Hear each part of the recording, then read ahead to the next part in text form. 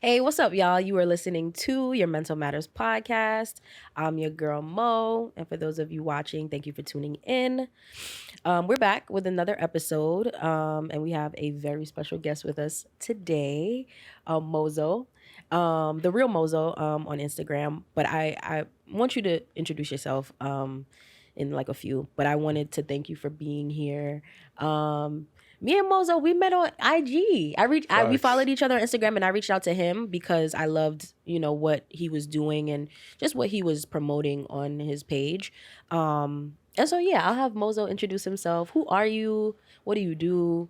Where you from? Of course. Mm-hmm. Thank you for having me. Of course. I'm definitely I always feel special when someone allows me to speak what I do on their platform or just gives me a microphone to speak on. Yeah. It's huge. But I go by the name of Mozo. I was born Jose Cruz. That's what my family calls me. Yeah. And I'm a mental health advocate. I've been doing this for a couple of years now. And I started the World Needs Love tour, Yeah. which I'm going around different cities, holding up my signs, and just spreading love and raising mental health awareness, and speaking about suicide prevention as well. But we'll get into that later, of course, For into more sure. of the work I'm doing. But that's pretty much me. And Yeah.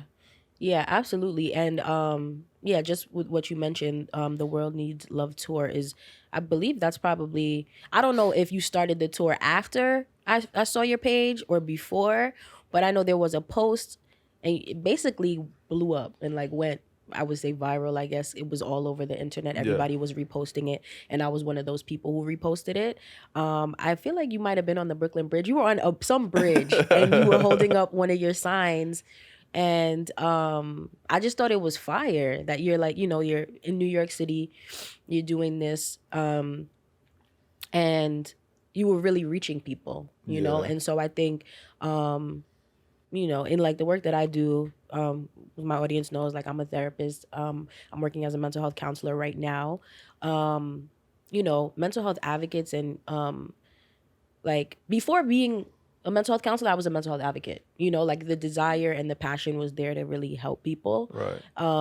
in this world because everybody needs help. Like everybody's going through something, whether it's on a scale, it's on a spectrum, whether bigger, smaller, whatever. But at some point, everybody needs somebody, to lean on to talk about whatever's going on. And so I think like you just reaching people and just reminding people like you're important, you're special, like, and stuff like that with your signs. And you brought like a couple of them and I want us to like, get in, Yeah, we'll get into that. get into that later too. I think it was just powerful to see that, you just doing your part, really. Yeah, I just felt like, I started it on social media, the movement, right? Mm-hmm. And it's cool connecting with people like on the internet, on social media. But then I went out to the streets, and when I did that, I realized the impact that it was having on people. Yeah. Just from me holding up a sign. Yep. Like it's interaction and a connection that I can't even describe into words. People just strangers coming up to you, giving you a hug, saying thank you for for the words they just read, for just feeling like they matter Yeah. and that their lives are important. And the World Needs Love tour happened by accident, I'm gonna say, in a Yeah. way. Yeah. like what sparked it? Well first I want to get into what is the World Needs Love tour, for those people who don't know. Cool. Because I feel like I have an idea of what it is. Yeah. But for those who don't know, what is it and what sparked it? What made you start it? So the World Needs Love tour is a city by city tour I'm embarked on, actually. I'm already done. Yeah. I've done New York City, obviously, is where I'm from, based out of New York City. I've done Philly, Miami, and I'm just heading to these cities with my sign. Come on, sign. Which is right over here. Yes. Yeah. Yeah. Right. And I'll read it out loud. It says, if you're reading this right now, I just want to let you know that your life matters. You are important. You are loved. You are the only you in this world, and no one can replace you. At the real Mozo. Right. So it started off with me. The reason I said the World Needs Love tour happened by accident was because I was starting up a website, right, about to just, again, to continue to raise awareness about mental health. Yeah. I went on the bridge. And this sign was part of my photo shoot. So I was on the Brooklyn Bridge holding up the sign with my photographer. She was taking pictures. Yeah. And then while I was holding up the sign for the pictures, people just started coming up to me and talking to me about my sign and talking to me. And then that's when it clicked in my head, like, yeah, what I'm doing is cool on social media, on Instagram, on TikTok or whatever else. Yeah. But I need to get out here in the streets and like do it to, like spread the same love and raise the same awareness in person. And that's really what sparked it. And after that happened, I said, I'm gonna do this. I spoke to my photographer. We're like, we're gonna do this. Yeah. Like we're gonna take the time. It's kind of difficult on the East Coast because it's getting cold now. So I was in Miami early December. Yeah. Which was great. I made a lot of connections with a lot of people, and most importantly, I felt the love, and they felt the love from just reading the sign, and reading my mental health is health sign. So that's really what sparked the tour. Yeah. And this is just the beginning of the tour. In 2023, I'm planning to hit more cities. Love that. Get to a point where I'm just different countries as well. I'm from Dominican Republic. I'm fluent in Spanish. I also want to do this I want to make my sign in Spanish as well. Wow. And raises awareness in Spanish because, it's needed as well. Absolutely. I love that. I think that's fire. Like even just the vision for like how you want it to grow, I think is amazing. And I think you're just gonna continue, of course, to be successful. I feel like you already are successful in what your goal is and your plan is, but I can't wait to see, how much bigger it gets and how many other places you reach. Because that's the goal, right? I think similarly with this podcast, I started this podcast to be able to reach people, right, and spread the awareness as well. So I think it's like, I just feel like, we both doing the work out here, and that it's so like, for one to see a male and a male of color doing it is what, like, I always love to see that. That's like one of the most, I feel like beautiful things about like just this space of mental health is growing. I feel like a lot of people are getting involved and they want to do their part. And I feel like it's needed now more than ever. This week, that was this week, right? I feel like this week, this past week. Yes, this past week, Twitch passed away. For those of you guys who know or don't know, he was on the Ellen DeGeneres show as the DJ on there.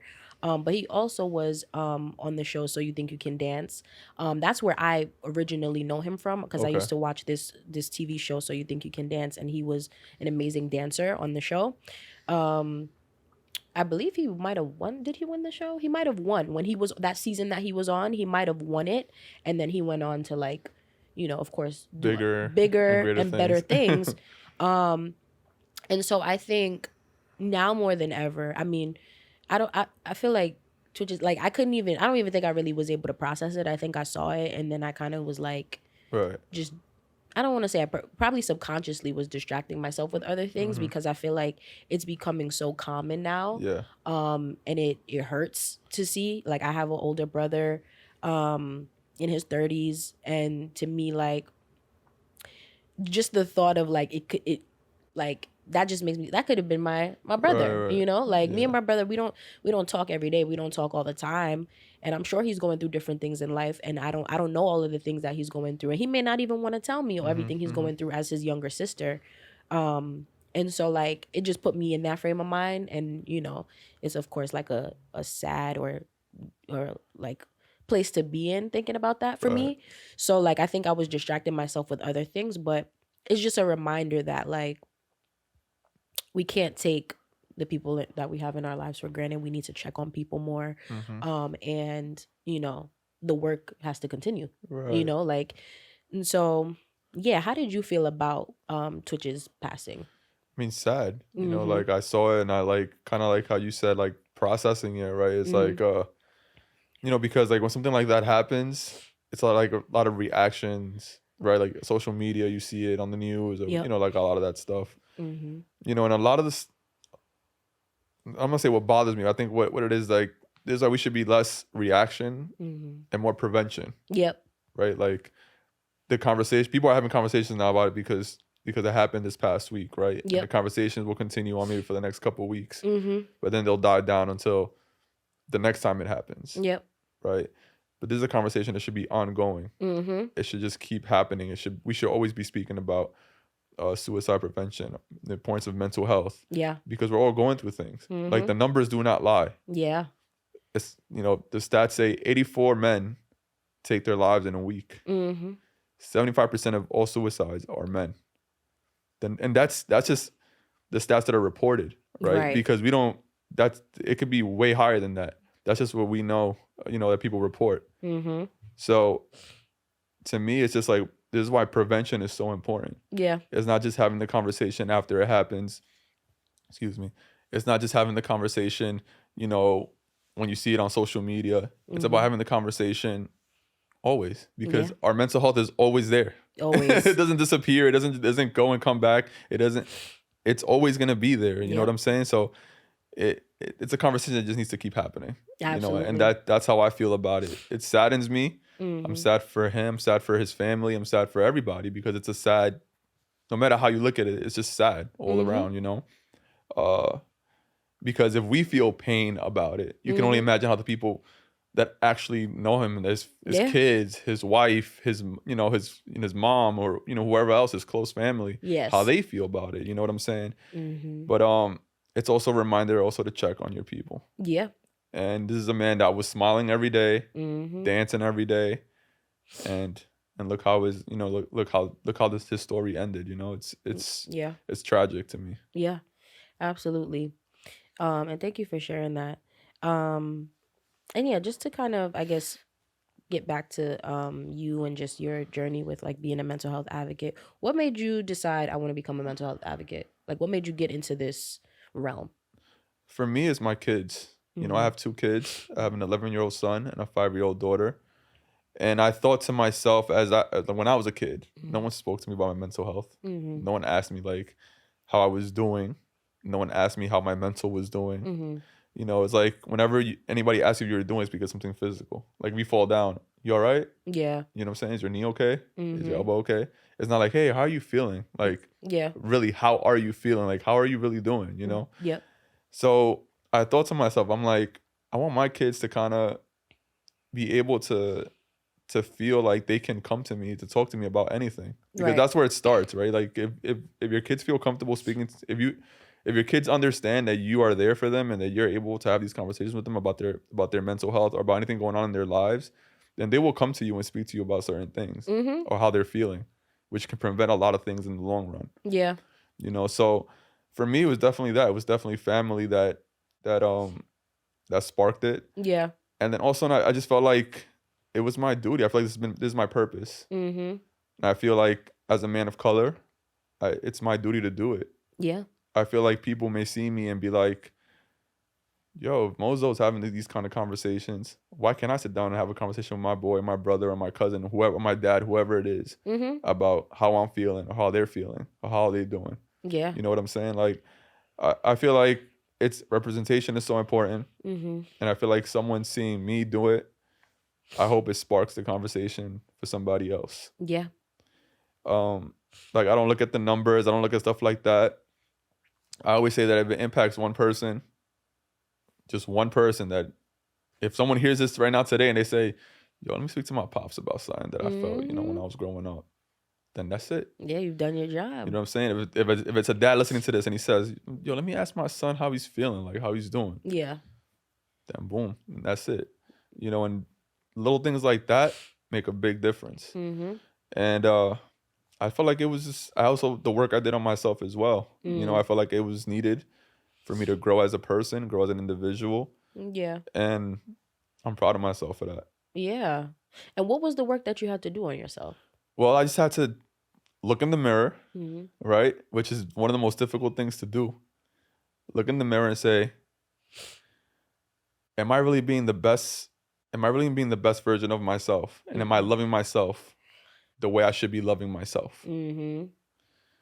I think that sometimes growing up, we have different definitions of what love is or what love should look like or what loving yourself is, right? Yeah.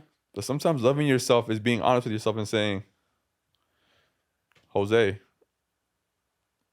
what you did was not right. Whatever it is, it wasn't the right thing to do. Right. Now, how will you learn? How are you going to learn from this and then grow from it? Yep. Right? Because we all make mistakes. Sometimes we make repeated mistakes. but the important thing is to learn and to grow from them. And I think that's one thing that I've been doing from doing the work on myself, is learning and growing from my mistakes. Because I make mistakes every day. We all make mistakes every day. Definitely. But I don't make the mistake, put it in my pocket and be like, all right, whatever. You know what I'm saying? Like, it is what it is. Yeah. That's how I am. Listen, you know what I'm saying? you better call these people. A lot of people are doing that though. A lot of people are used to doing that. That's just the way I am. No, like I'm not cool with people hurting other people. Right. Like, and then saying, oh, that's just the way I am. You hurt somebody. Yeah. Even if you didn't mean to hurt them, think about maybe how you expressed it, maybe how you worded it, how you said it to them, or maybe what this person is going through. Right. That hurt this person. Yeah. Instead of just being like, that's just the way I am. Yeah. Because that's the easy way out. For sure. To say just that's the way it is. And even for myself, like with my boys, I call them my brothers, we've had like discussions and arguments. And again, that's part of the work, is me having to be like, I could have said that different to him. I could express that different. Maybe what I said wasn't supposed to be that big of a deal. Yeah. But maybe to him it was that big of a deal. Because of what he's going through. You know what I'm saying? Because I don't know what he's going through. So me, it's like, I didn't really mean it like that. Like, I didn't say nothing. Like, I didn't mean to hurt his feelings. Right. But you don't know what the next person is going through. So for sure. Maybe what I said to him was like a trigger or something that he holds. So, you know what I'm saying? Like, yep. So to me, that was the work. And that's the work that I continue to do, because the work never stops. It don't stop. It's a lifelong journey. Yep. It keeps going every single day, every single minute is an opportunity to work on yourself. Definitely. And I appreciate all of that you shared, even just down to like the communication part with communicating with people and not knowing what their triggers are and everything. That can be tough. I feel like I don't know. I feel like I'm pretty conscious of like how I communicate and how I come across, but at the same time, like, I constantly have to remind myself, like, not everybody thinks like you and feels like you. Yeah. Because that's what came to mind when you were explaining that. And so sometimes whatever I say may be like harmless in my mind, like, and then somebody else feels some type of way about it. But I do also think like, it's for other people to be able to communicate that as well. Because I think it's cool. Like, of course, we're conscious of what we say. We do the work to make sure, like, we're considering how this may come across. But I also think that healthy communication involves two people. So if something is said to you that rubs you wrong or whatever, it's on the responsibility. Both people can take responsibility in whatever way. But I do think that if a person feels wronged in some capacity, they have to communicate, and that's something too that I'm working on, like when I feel like somebody has wronged me, being able to be like, I ain't like that for real. And I want to tell you because I genuinely care about this relationship, this friendship, whatever it is, and then move forward. But sometimes that's hard for me still, because sometimes I'm like, if I address, like, because I guess there's fear there of like, if I address this thing, this can maybe rattle the relationship, right? And I feel like maybe because that's happened in the past. Yeah. But I think like as an adult now, you just gotta, you kind of just have to take that risk. And then if it rattles the relationship and it's no longer, then maybe it wasn't necessarily meant to be kept anyway. But it can sometimes be hard to communicate. And that can even affect people's like mental health, like just fear or just anxiety around communicating our needs in relationship and dealing with people. So, I just wanted to add that to what you were saying. Yeah, I definitely agree with that. People have like a fear of also being like confrontational, right? Like what it, like if I say something, it may create like an argument and that kind of stuff, right? Like some people just don't want to deal with that. Yes. But I agree with you 100%. Healthy communication comes from two ways. Yep. But I always remind myself that sometimes people aren't ready to communicate in a healthy way. Yeah. Like, you're growing as a person. Sometimes we're all growing in different ways and on different levels of growth. So sometimes people are not on that level yet or may never get to that level of growth. Right. And sometimes the best connection is a disconnection. Hello. You know what I'm saying? Like, so that's also what it is too. Like, you know what I'm saying? Like if you had an issue with somebody or they had an issue with you and you express it and you feel like you did it in a healthy way and this person is still responding in a very then that may be a sign that it's time to disconnect. Yeah. Maybe not forever. Maybe a disconnection is needed until that person maybe gets to that level or that's to that point where they're able to communicate to you on a level that you're able to communicate with them. Yeah. You know what I'm saying? But that takes also knowing how you're communicating, like you said, how you're communicating, because at the end of the day, we can only control what we can control. We can't control how anybody else expresses themselves or communicates. We can only control how we express ourselves. For sure. Absolutely. And I had a question for you, just, in the context of you mentioning like your children and how do you see it as far as just upbringing, your upbringing versus theirs? How do you see the differences or maybe similarities, just as it relates to just, mental health, and just health and wellness in general? Yeah. And you being Dominican, Right. do you feel like culturally that played a part in maybe how you addressed your mental health growing up, and then how do you feel like that differs from the way your kids are growing up Yeah, now? it definitely played a huge part, right? So like for a long time, I was upset at my parents. Like when I started doing the work on myself Yeah. in the beginning, I was upset at them because I was just like, damn, they didn't love me the way I wanted to be loved, or damn, why didn't they love me like this?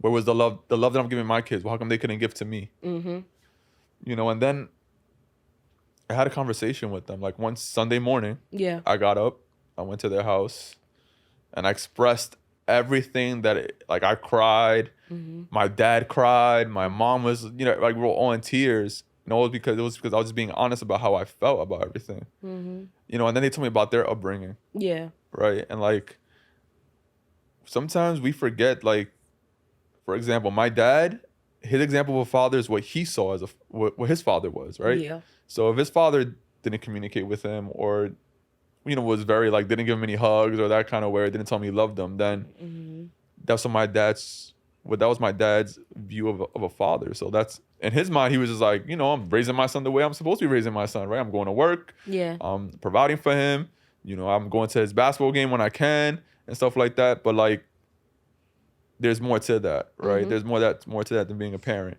Yeah. But to go back to the conversation, after I had this conversation with my parents, it has made our relationship so much better.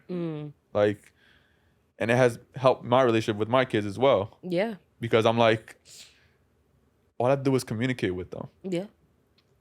Like, tell them how I felt. Yep. And that would have opened up their minds years ago when I felt the way I was feeling. You know what I'm saying? Instead of waiting till a couple years ago. But the way I see the relationship with my parents and the relationship I have with my kids right now, it's very like I see it the same. I feel like my dad is a different man now. Like, you know what I'm saying? Like he tells me he loves me over the phone. He gives me like the strongest hugs. Yeah. And I think it's also because he sees how I interact with my son. Yeah. So it's like he's kind of learning from me, like, you know what I'm saying, which I think is a beautiful thing. He's learning how I'm being as a dad in 2022 compared to how he was a dad in the 90s. Yeah. You know what I'm saying? Like, and he's like, so to me, I think it's a beautiful thing. Yep. For a long time, I held on to the past and I was very angry about how I was raised. Yeah. As far as like the love I felt like I was missing, but I definitely moved past that. And I just use it as an example to tell people, like, if you feel anything like with your parents or your mom or your dad, speak to them about it. You know what I'm saying? Don't hold it in. Yeah. Because they don't know sometimes. Like, they don't know. Yep.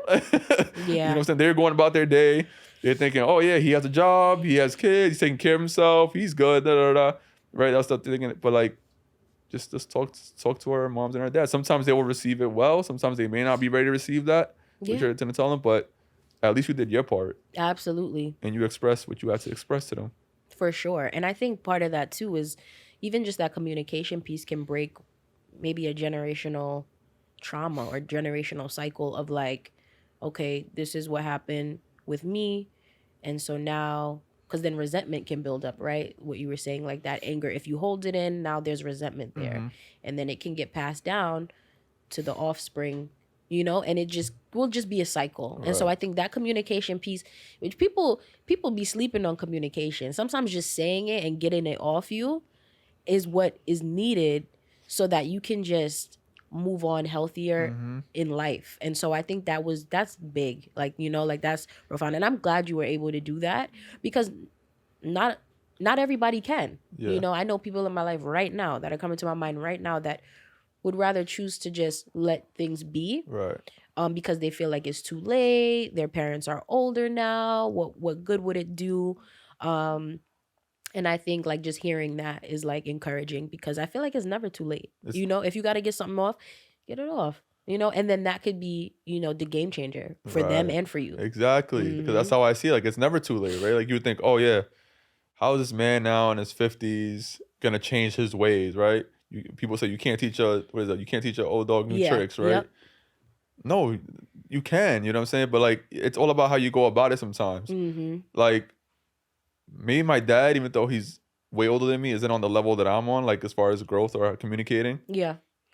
But he's grown Mm-hmm. from where he was to how he is now. He's grown, and I'm sure it's made his relationships with other people better, Yeah. because it's made our relationship better. So, you know, no, it's never too late to have that conversation. Mm-hmm. And no matter how it's received, don't take it personal. Right. That's another thing. Like, do not take it personal. Like, if someone gets upset or angry about what you're saying to them, do not take it personal, because once again, you cannot control how other people receive things, Yeah. but you can control how you react to how people tell you things. For sure. Right? So, like, if you did your part and it came from a genuine and honest place and that's what you had to say, then you did your part. Definitely. You know what I'm saying? Like, sometimes we get caught up on, oh, well, yeah, I spoke to them, but they reacted this way, and now you're upset because they're upset. And it's just like, so why did you do this? Was it Yeah. because, you know what I'm saying? Is it because you were just expecting the reaction that you want? Like, you know, like, it's not about that. It's about something about getting it off your chest and saying what you need to say. Yeah. Absolutely. And I think before going into those conversations or situations, definitely set the intention. Mm-hmm. Like, what are you communicating this for? Right. And I think that can help you to get through it regardless of the outcome, because there's some families, which I feel like I come from that family, where sometimes the elder, you can communicate something to an elder and they may not even say anything. You Right. know, but you gotta be able to. You gotta No, be. it's true, it's true. They may just be quiet. They may, but the thing is, they heard everything you said. Uh-huh. But how they what they do with it, you may not be able to. And so it sometimes it's beyond me. Like I've seen it, and I've heard of instances where somebody maybe poured their heart out, Mm-hmm.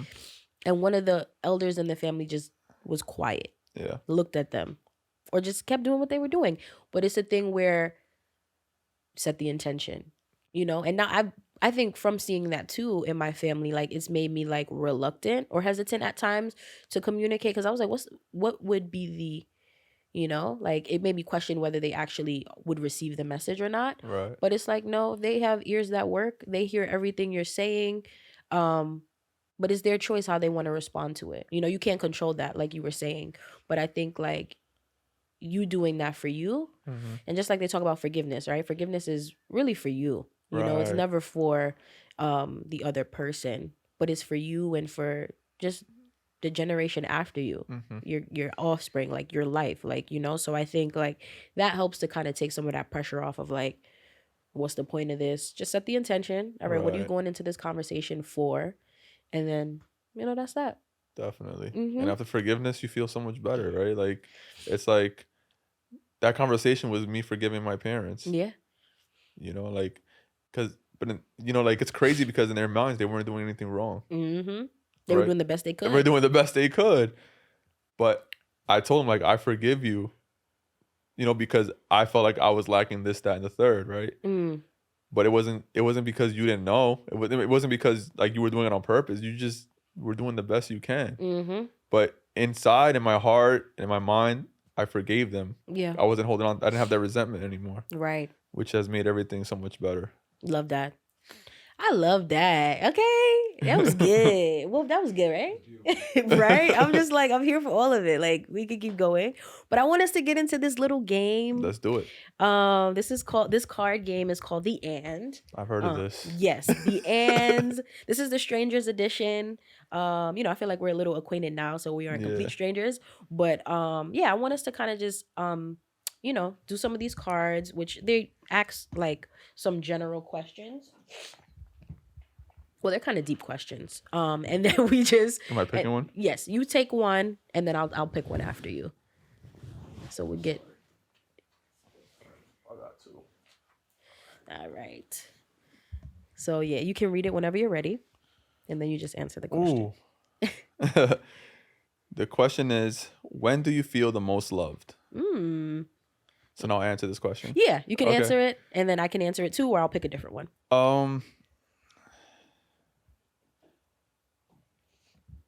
I feel the most loved when I believe in myself. During this journey, I've learned that I'm complete.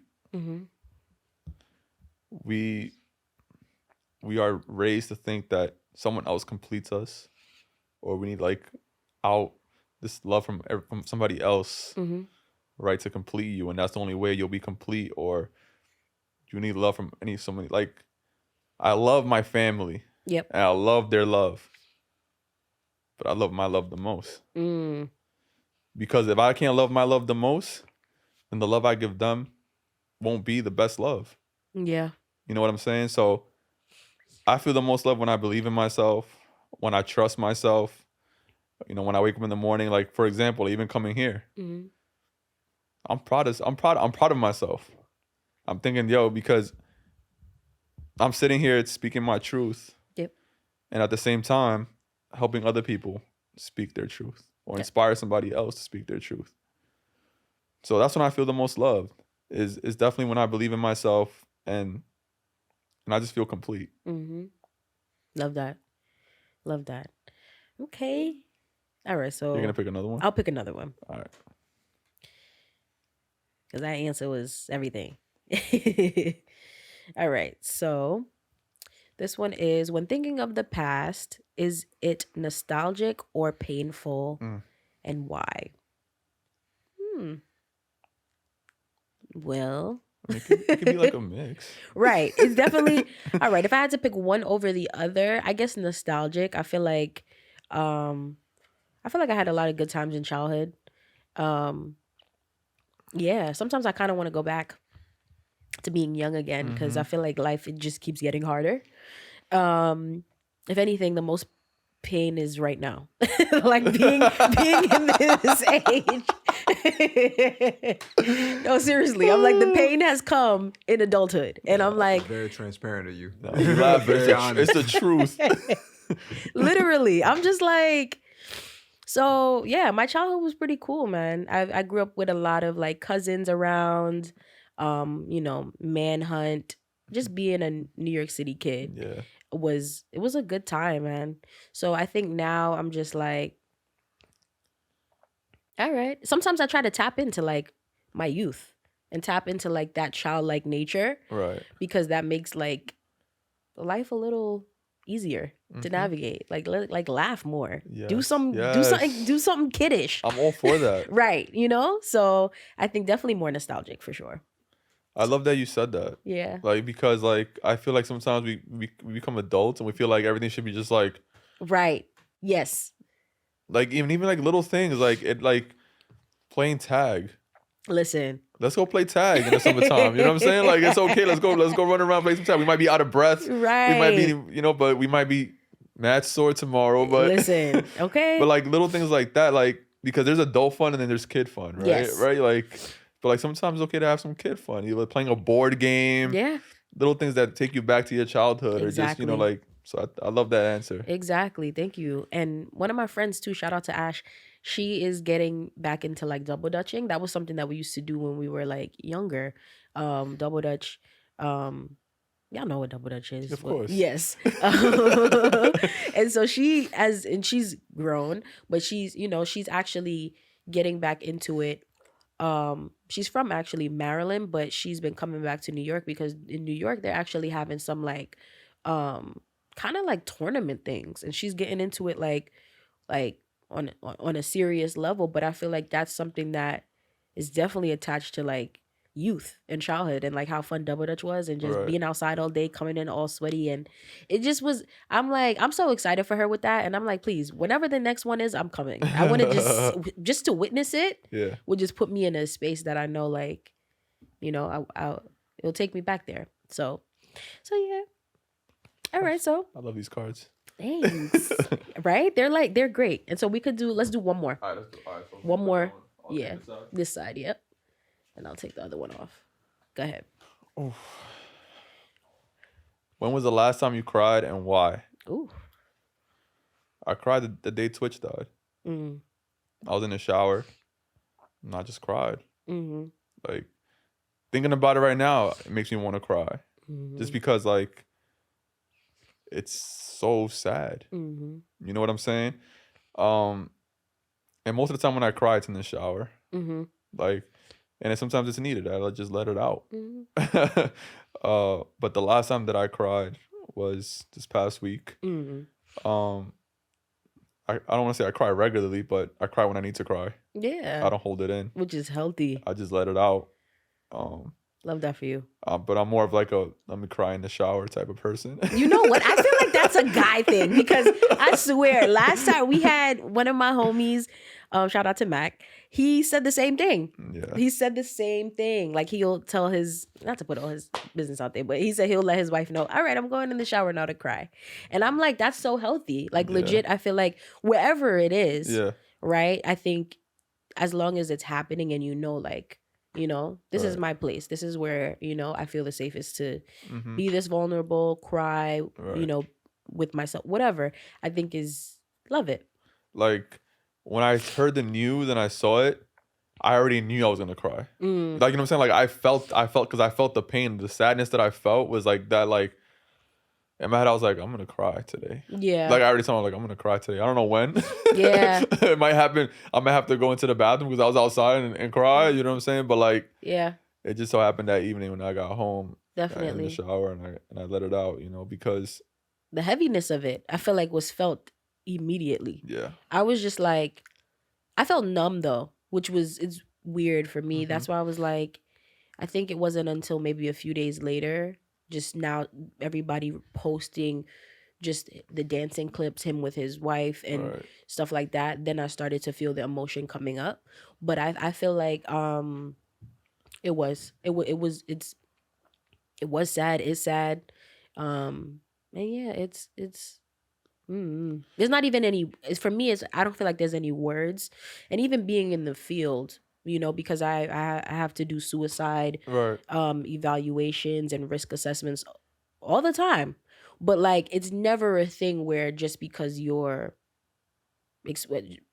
I feel like when it comes to suicide, it's never a thing where just because you're exposed to it or you're doing the work around it, it doesn't make it any less, you know? I think if anything, like it might just, you feel it more. Like, like, you know what I'm saying? Like seeing a man of color, especially, you know what I'm saying? Like, because, you know, it doesn't matter, but seeing a man of color and you being a man of color and the work that we do, right? And the work that you do, seeing it is just like, damn, you know what I'm saying? Like, yep. Maybe he didn't have anybody to talk to. Who knows what he was going through, right? Like, we don't know, but like, it makes me sad that he didn't have that any other way to express what he was going through or a space that he didn't feel like he had that. You know what I'm saying? Like that's why I tell people all the time, like, I'm here for you. It doesn't matter if I know you or I don't know you. You know what I'm saying? Like, if you need somebody to talk to, like, or vent or whatever it is, like, I'm here for you, because some people feel like they don't have that. Yeah. You know, not because sometimes they don't want to, they just feel like they don't have anybody they feel like they could communicate to or definitely how to communicate with, you know, because you think about Twitch, I'm sure he had many people around him, right? Yeah. A lot of people around him. So it wasn't like he didn't have, but maybe he didn't feel like he had that one person or that one space where he could be like, express how I feel about whatever it is that I'm going through. Yeah. So that, and like you said, there's very few words that I can't even, the word I just think is sad. It's just like, you know, like, it's such an elementary school word, right? Sad, like, but it's just, that's the word that just comes to my mind. It's just sad. Yep. Absolutely. And that's another thing too, is at least what I was thinking about it when I was trying to process and understand. He could have been tired, right? I feel like it's a thing where, who knows? Like, he could have been vocal about whatever it was that he was dealing with to his wife, to his family. And maybe it was a mental battle that he's been dealing with for a long period of time, and he just was tired and made this decision. I think like, it's hard because I you know, at least maybe this was how I was trying to rationalize it in my brain so that I could somehow just feel okay with it, if that makes sense. But it was like, you know, with suicide, there are signs, right? And that's something that I feel like I want people to know, just when we're talking about suicide prevention. And I think you were getting at that earlier. Like, Yeah. I feel like the term which my family uses, Caribbean people in general, they be using this, prevention is better than cure. They be saying that. It is. It is, yes. Prevention, literally, like prevention anything. But I think if somebody gets to a place, right, where they decide, I am tired, that could be the result, but it doesn't have to be, right? And I think there are signs and signals if somebody is just more isolated and maybe more,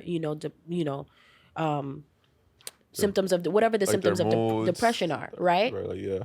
And I think sometimes maybe there aren't any signs, but you still check in, right? Yeah, And yeah. and I think but yeah, at the end of the day, I think just a reminder too, like around suicide and just people who were loved ones of people of individuals who completed suicide and passed away. It's never anybody's fault. I think like you can try your best. You can do everything. Right. You can do all of the things, and a person can still make that decision. So it's just a very complex thing. It is. But when I think about Twitch and his passing, in my head it just goes to like maybe he was really tired. Yeah. And even just the fact that in the media we always see him smiling, right? It was maybe just a thing of maybe he had to put on a face and act like he was okay, Right. when he wasn't, and maybe the people closest to him knew that he was dealing with something. But at the end of the day, a black man in this country, you got to go outside, you got to work, you got to provide for your family, and you're in the limelight. Who knows? We don't Right. know. But I think I was trying to rationalize it and break it down and try to, figure it out, just to give my mind some rest. But it never feels Yeah. like, okay, it's hard. I think people forget like that people are human. Yep. Like no matter like, oh, well he had this, well he had that. He's still a human being that's going through stuff. You know Right. what? Real quick, I had a conversation with a young lady about Bad Bunny. That he's supposedly taking a break from music. He needs it Yeah. for his mental health. Like he needs a break. Right.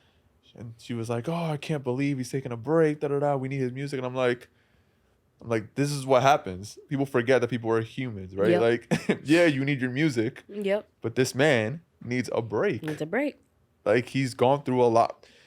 He's been on top of the world for the last year and a half, whatever it is. And people would just think, oh yeah, well he's living his best life, right? Yeah. He's living. We don't know that. We don't. We don't know if he's living his best life. Yeah, he's out there performing, out there making these songs, but we don't know if his best life might be just closing down, being in his home, being in his living room, turning on the TV, Exactly. and just chilling with his friends and just watching, or just some time for himself. Yep. Maybe that's what he needs. You know what I'm saying? Maybe that's his top of the world. Yeah. Because we all have a different view of what top of the world is, right? Exactly. Oh, he's on top of the world. He's selling out all these stadiums. He's selling all these records. Maybe that's not his piece. His piece maybe is just being away from all that, taking a break, and like remember that everybody is human. No matter how big a celebrity is, no matter how big this person is, no matter who it is, we are all human and we all feel and we all go through things. Exactly. So like I always say, just be gentle and be kind, even to Bad Bunny, even though we don't know him. Yo, I applaud him taking a break, doing what he gotta do. I love his music. I support. I think that's a great, beautiful thing. Yeah. Absolutely. For him to express and say, I need a break. Like I need a break. That's huge. So huge. And that's why anybody who says they need a break, they're tired, you have to listen to them. That's one thing I would say. If somebody expresses being tired and needing a break, they need that. They need that. I feel like especially black men of color. If somebody if they say they need, I feel like, because in my opinion, men of color work the hardest. Then they like working class people have to work hard. And if you have a family, you have to work even harder because you're not just providing for yourself, you're providing for other people. Right. And so I have friends, or I've had like in the past partners that have expressed being tired. And to me, like, something went up, like something in my head went up, and I was like, oh wow, this person might be really tired because they said it. Versus just you could see the fatigue, you could see that they're tired, but they still hustling and bustling. But if the words come out of a person's mouth that I need a break and I need to step away, need to listen to them. Especially somebody who's, like you said, that's hustling, that's always working, that's grinding, going through it. The moment that person says, I'm tired, it's They could be at their breaking right. point. It's like, all right, like. They could be at their breaking point. And so that's 100%. why it's important to like listen, listen and pay attention, to certain things that may just be in other people, in people's minds small. Yeah. It could be very like significant at the same time. So yeah. All right. Your turn to pick a card. Let me pick a card. Oh gosh, I don't even know if I like this question. It says tell me about an experience that changed your life. Oh, see, that's like. That's so like. I'm gonna pick a different. I'm gonna pick one more because I'm like that's so like I don't even know where to go with it. Okay, this one says what concerns you most about your future.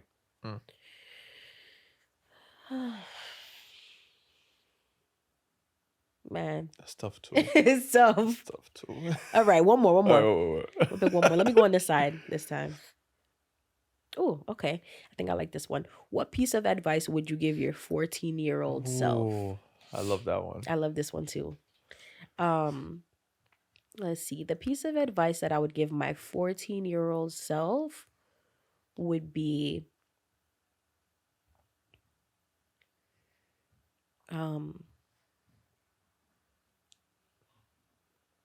let's see. This is mad quiet. Hold on. I'm like this long pause because I'm trying to think. I'm trying to think about the person that I was at 14 and what I was doing. 14, I was a freshman in high school. Was on the track team. And it's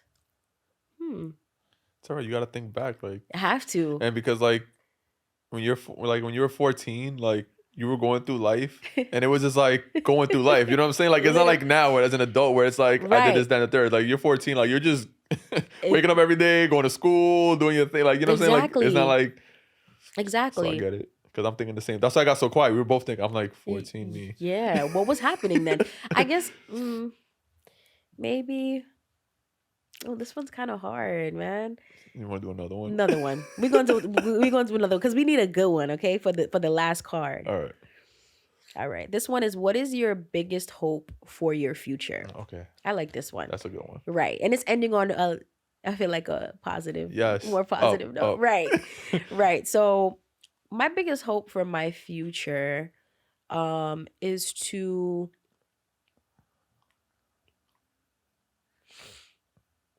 just leave something better behind. I think like I'm kind of already on that path.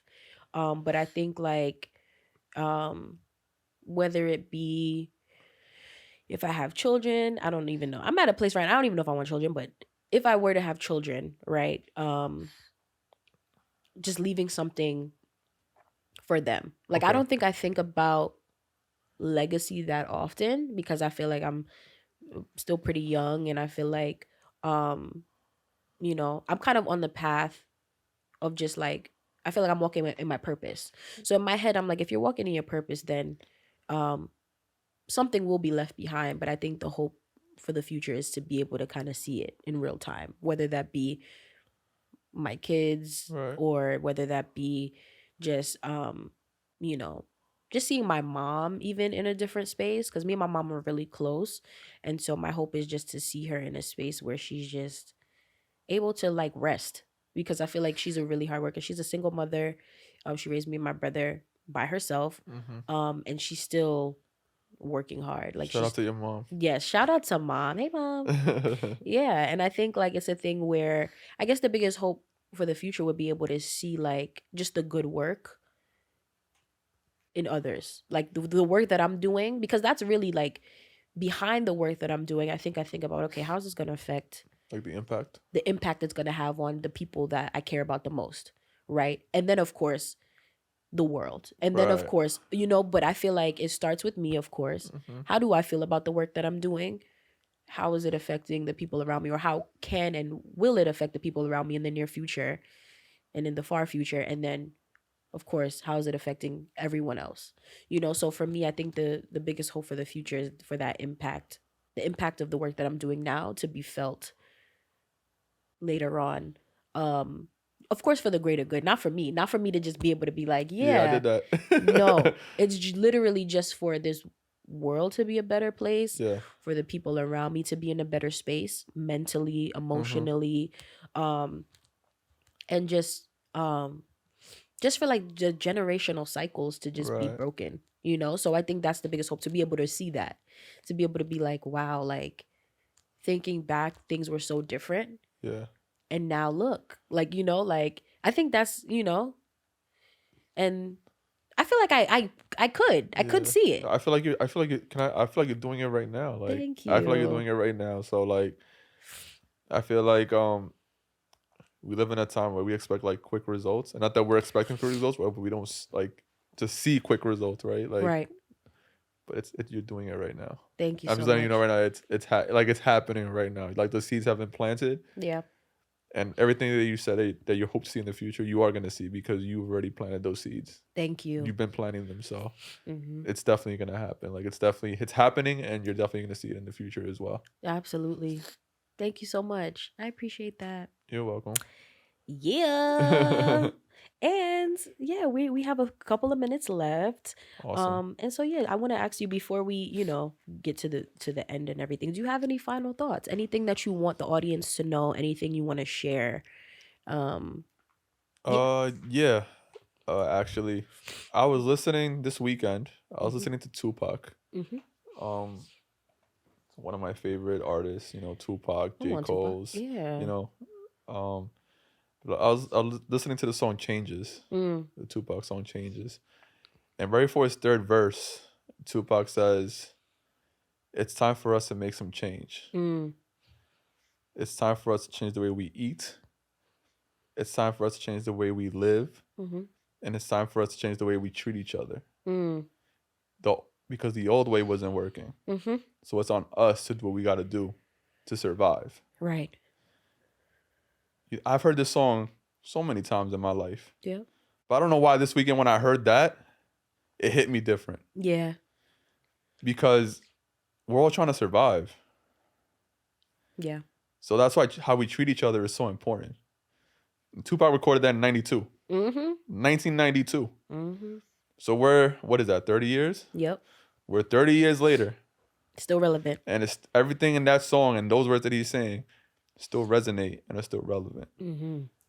So with that being said, just be kind to people. Be gentle, be kind, you know, come from a space of love to people. Yeah.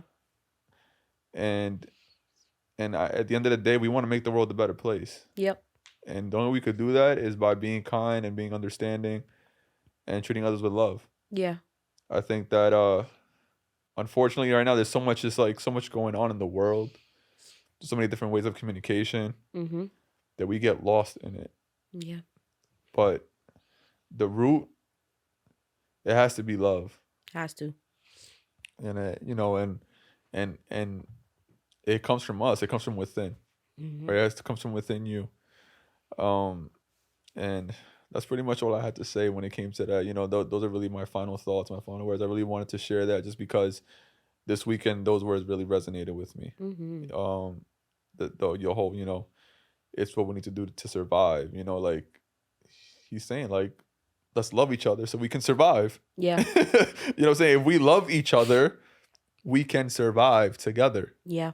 You know, so let's love each other more Yes. so that we can live healthy, strong lives and then be there for each other, Absolutely. you know? Love that. Love that. Love that so much. And what would loving each other more look like, you think?